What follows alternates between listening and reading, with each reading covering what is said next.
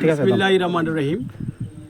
বাংলাদেশ জাতীয়তাবাদী দল রাউজান উপজেলা সম্মানিত নেতৃবৃন্দকে নিয়ে আমরা আজকে আমাদের মাননীয় সাংসদ রাউজানের অভিভাবক জননেতা জনাব গিয়াসউদ্দিন কাদের চৌধুরী সাহেবের নির্দেশে আমরা আলদা বাঙ্গন পরিদর্শনে এসেছি।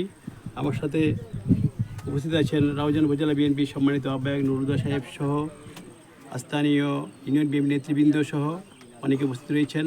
বিশেষ করে এই আলদাপাড়ের মানুষের দুঃখ দুর্দশা লাঘবের জন্য অনতিবিলম্বে আমাদের মাননীয় সংসদ সদস্য জনাব গিয়াসউদ্দিন কাদের চৌধুরী সাহেব উনি ওয়াকিবল আছেন।